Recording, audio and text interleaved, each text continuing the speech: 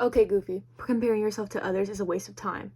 But does your subconscious know that? I want to preface by saying I'm not a therapist, I'm not a psychologist. I took a couple psychology classes in college, but that's it. This is going to be for my own advice and my own testimony. If you're obsessively comparing yourself to other people, here's a couple reasons why. So, you're possibly in a place in your life where A, you think it's corny to go after the things you want, which you're corny for thinking that. I was about to cuss. I'm not going to cuss on YouTube. Or B, you are going after the thing you want, but you're either in phase 1 or, oh my god, you're either in phase 1 or phase 2 of your journey, and you're comparing yourself to someone who's already at the peak of their phase or just a long way from you.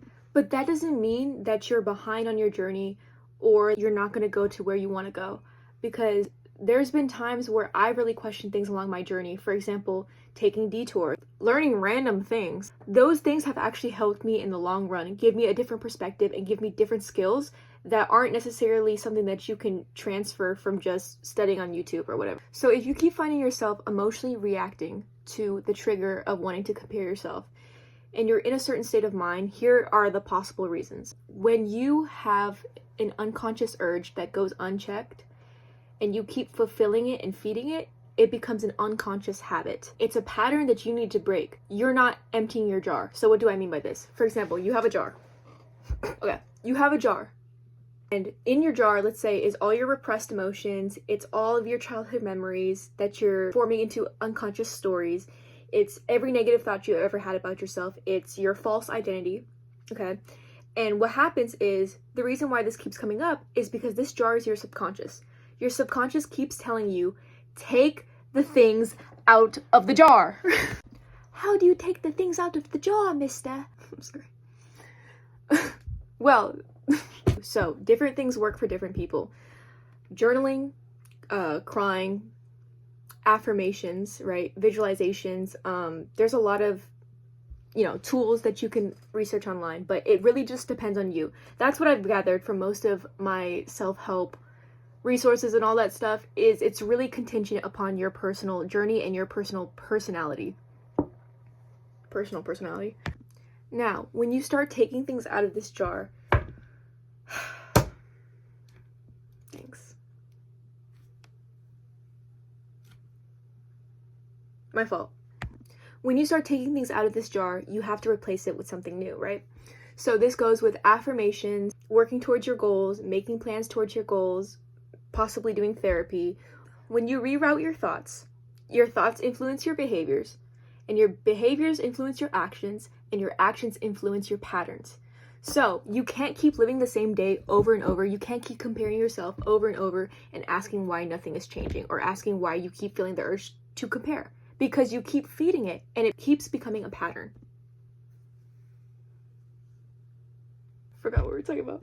Okay, now we're gonna get real. Don't start laughing, because this is going to be my personal testimony moment, okay? Testimonials are important, and I'll tell you why. I won't tell you why. I'll just give it. So, growing up, I was someone who often was told that people would compare themselves to me. And this is not even, okay, humble brag, but this is not even to brag, because it was honestly a very hard period of my life, because a lot of people would lash out at me.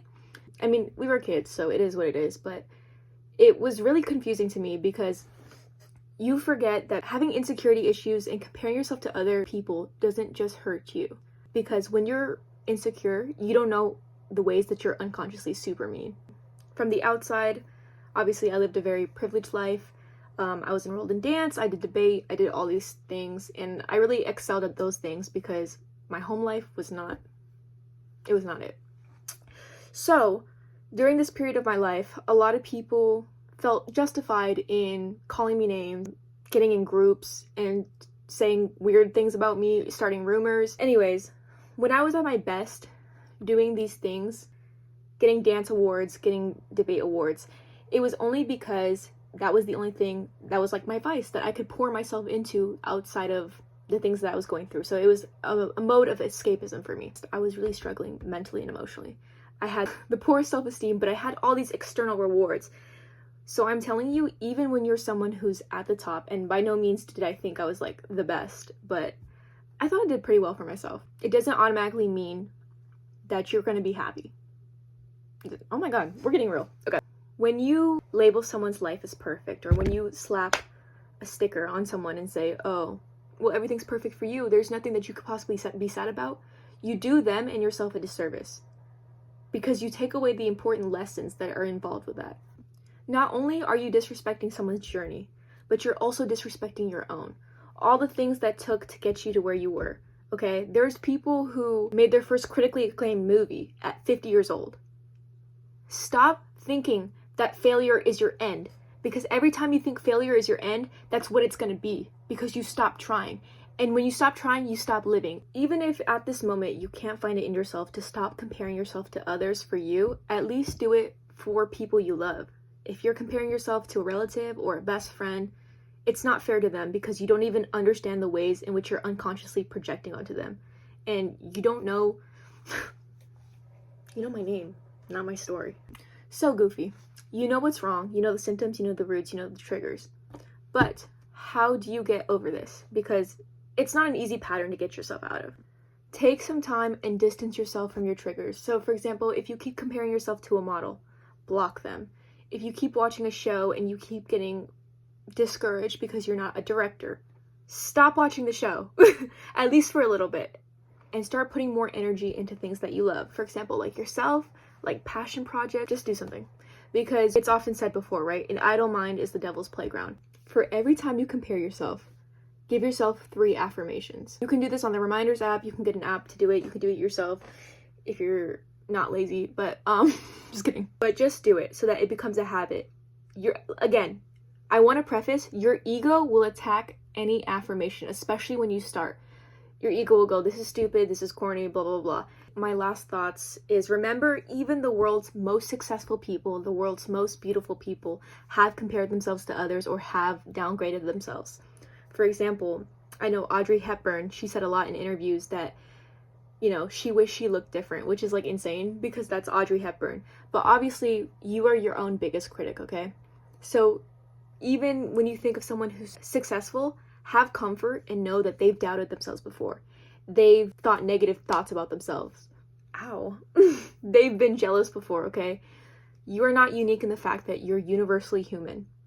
Everyone goes through it. It's just a matter of not becoming obsessive with it.